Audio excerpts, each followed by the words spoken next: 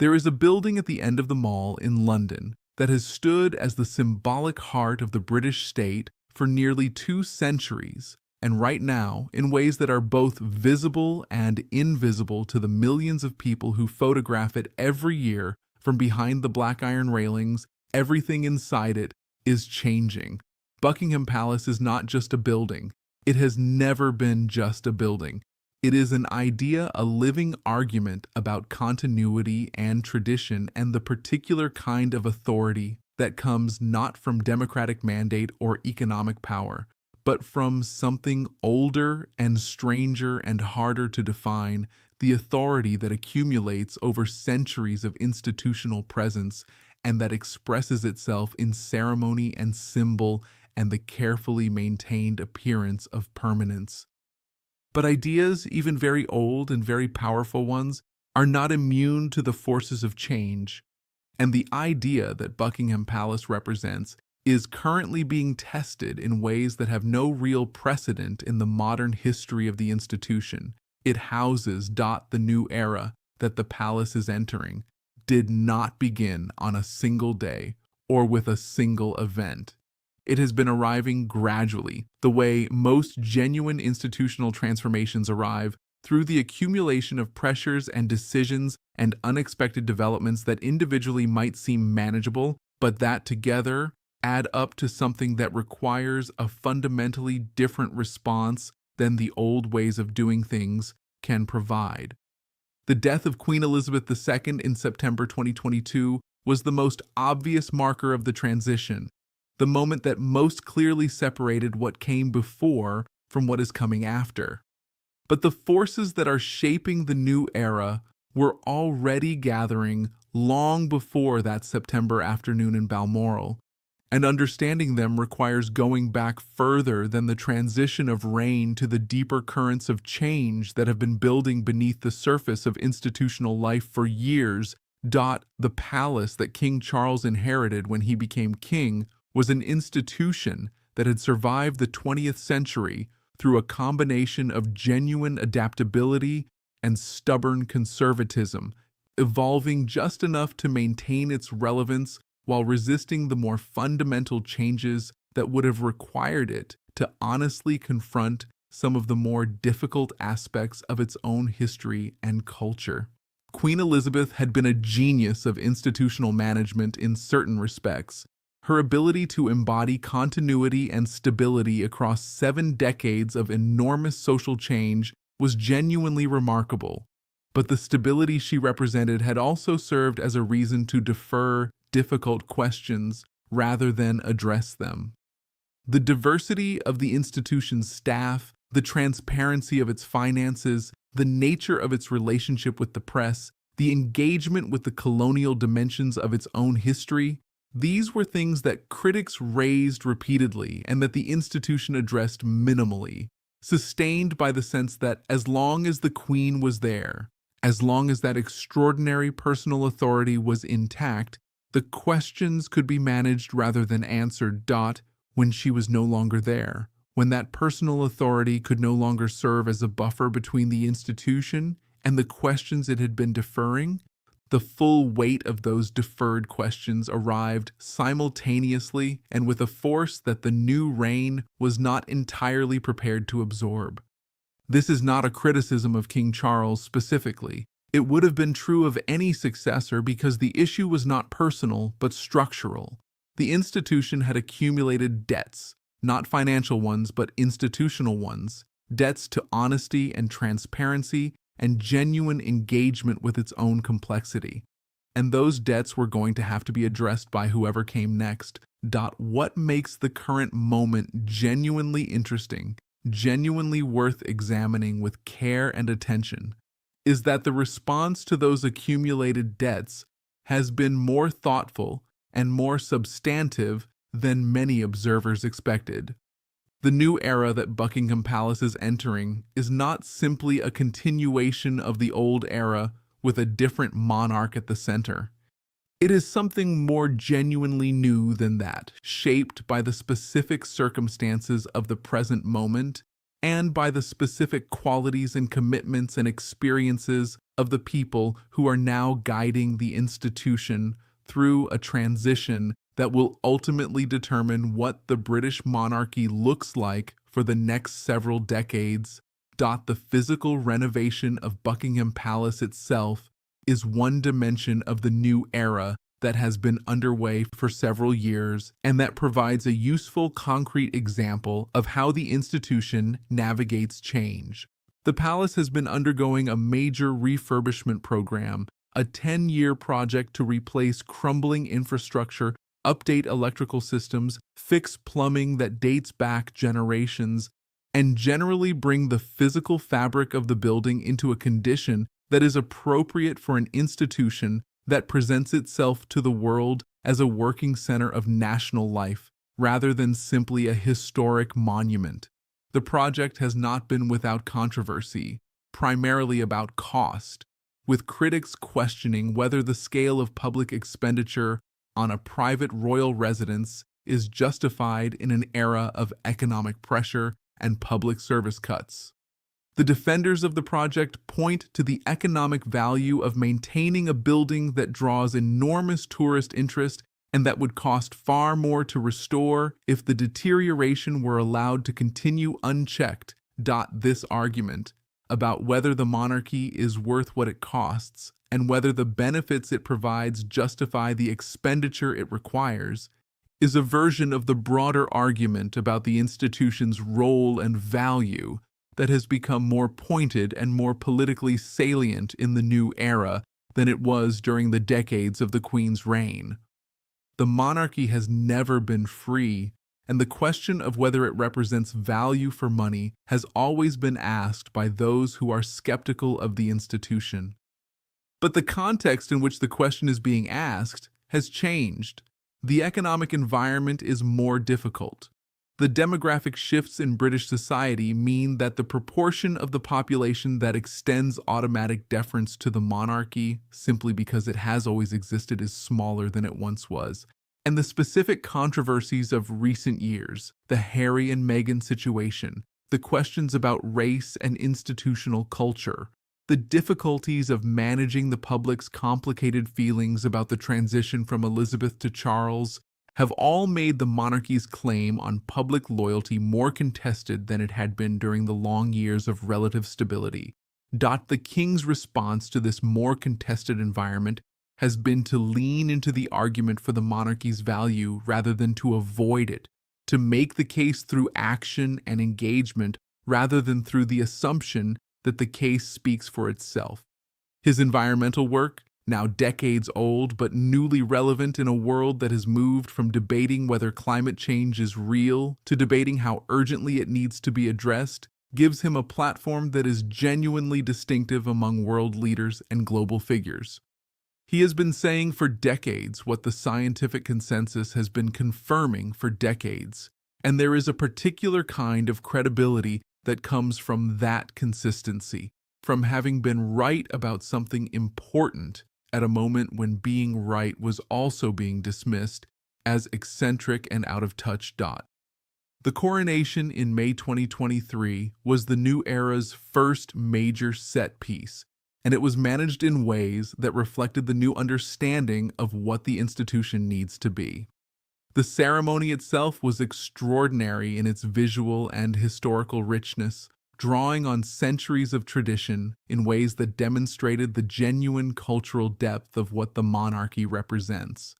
But it was also different from previous coronations in ways that were deliberate and significant. The inclusion of representatives from multiple faiths in the ceremony itself, not as observers, but as participants in the ritual, was a statement about what Britain is and what the monarchy aspires to represent. The elements drawn from Commonwealth cultures, the acknowledgement that the institution Charles was inheriting was a global one with a complex and diverse constituency, reflected a different kind of self-understanding than previous coronations had demonstrated. The guest list, the music, the specific choices about which traditions to maintain and which to modify or supplement with new elements, all of it reflected extensive deliberation about how to honor the past while speaking to the present. The result was not universally praised. Traditionalists found some of the innovations unnecessary and potentially diluting. Critics who wanted more fundamental change found the modifications insufficient. But the balance that was struck between continuity and evolution, between the weight of history and the demands of the present, was more thoughtfully achieved than either of those camps was perhaps prepared to acknowledge. The working structure of the monarchy in the new era is being reconfigured in ways that reflect both practical necessity and deliberate strategic choice.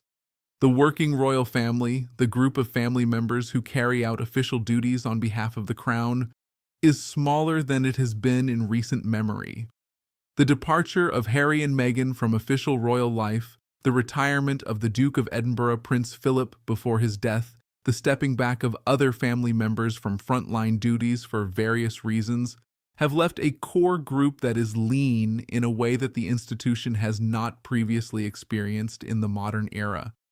This leanness has been presented as a deliberate choice, a streamlining that reflects contemporary expectations about value and efficiency, and there is truth in that framing.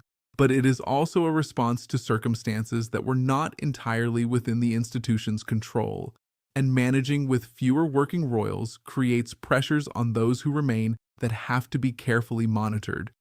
William and Catherine are the future of the institution, in a way that is more immediately apparent than it has perhaps ever been for a Prince and Princess of Wales.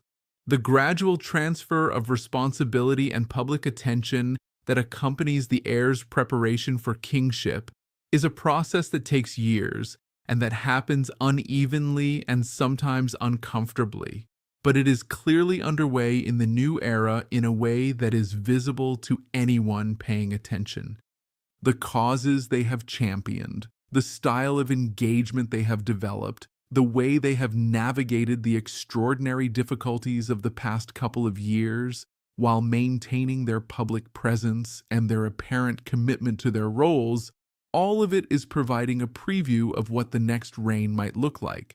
It is a preview that has, on balance, been received more positively than negatively, though not without the complications and criticisms that any public figure operating in the contemporary media environment inevitably attracts. The palace's relationship with the media is one of the areas where the new era is most visibly different from the old one. The traditional model in which the palace managed its relationship with a relatively small number of established press organizations through a system of mutual benefit and implicit understanding, has been disrupted by the fragmentation of the media landscape and by the specific experiences of the recent past. The phone hacking scandals, the legal battles over press conduct, the use of social media to communicate directly with the public, the experience of watching carefully managed narratives get overtaken by alternative accounts spreading through digital channels. All of this has forced a fundamental rethink of how the institution communicates and with whom. The new approach is more direct and more varied than what came before. The palace now operates across multiple platforms and in multiple registers, from the formal official announcements that have always been part of its communications toolkit to the more personal and informal content that appears on social media channels and that is designed to create a sense of connection with audiences who would not engage with a traditional press release. The Princess of Wales's cancer video was the most dramatic example of what this new communications approach can look like at its most effective, but it was the expression of a broader strategy that had been developing over time and that reflected a genuine understanding of how people consume information and what kind of communication they respond to. The international dimension of the new era is being shaped by forces that the palace can influence but not control. The Commonwealth, which King Charles has been deeply invested in throughout his adult life, is an institution that is itself in the middle of an identity crisis, a renegotiation of what it is and what it is for at a moment when the colonial history that created it is being looked at with more critical eyes than were previously applied. The departure of some nations from the realm of countries that recognize the British monarch as head of state is a process that is continuing, and the palace's response to each such departure sets precedents for how the broader relationship between the monarchy and the Commonwealth will be understood going forward. The approach that has been taken in the new era of acknowledging the legitimacy of each nation's self-determination while maintaining the warmth and the personal connection that has always been one of the monarchy's most important diplomatic assets, reflects a strategic judgment that the institution's long-term interests are better served by grace than by resistance. Whether that judgment is correct, whether it is possible to maintain a meaningful Commonwealth relationship as the formal constitutional tie weakens in more and more member states, is an open question. But the alternative of digging in and resisting the constitutional changes being made by sovereign nations would be both practically futile and symbolically devastating for an institution that depends on the voluntary loyalty of those it serves. The question of the monarchy's relationship with its own history, with the empire and the wealth that was accumulated through colonial extraction and the systems of racial hierarchy that were used to justify and maintain colonial rule, is the hardest and most important question the new era has to answer. It is hard because it requires honesty about things that are genuinely uncomfortable and that implicate not just distant historical actors, but the institution itself as it currently exists, the wealth it holds, and the buildings it occupies, and the cultural position it maintains. It is important because, without honestly engaging with it, the monarchy's claim to represent the whole of contemporary Britain and the whole of the contemporary Commonwealth is fundamentally compromised. The new era has seen more movement on this question than any previous period, with specific acknowledgments of the painful dimensions of the colonial legacy appearing in royal speeches and communications in ways that would not have been possible or even thinkable under the previous regime. But movement is not resolution, and the critics who argue that words without substantive redress are insufficient are making a serious argument that deserves to be engaged with seriously rather than managed with careful language. The institution is aware of this. The question of how far it is prepared to go, beyond acknowledgement towards something more concrete, is one that will be answered over the coming years through specific decisions and specific commitments rather than through any single declaration. The domestic British context in which the palace is operating is one that presents its own distinct challenges. Britain in the middle of the 2020s is a country that is still working through the consequences of a decade of significant political disruption, that is navigating economic pressures that affect ordinary people in very direct ways, that is trying to work out its identity and its place in the world in the aftermath of decisions that have changed its relationships with its closest neighbors. The monarchy operates in this context not by taking positions on the contested political questions, which constitutional convention rightly prohibits, but by trying to represent something that transcends those contestations, something that speaks to a sense of national identity and continuity that holds regardless of which party is in government or which policies are being pursued. Whether the monarchy is succeeding in playing that role in the new era is genuinely contested. There are people for whom it clearly is, for whom the presence of King Charles at the various national ceremonies and the continuation of the familiar rhythms of royal life provides exactly the kind of stable symbolic anchor that the institution is supposed to provide. There are people for whom it clearly is not, for whom the monarchy's claim to represent national unity is undermined by its association with a particular vision of Britain that not everyone shares and by the specific controversies of recent years.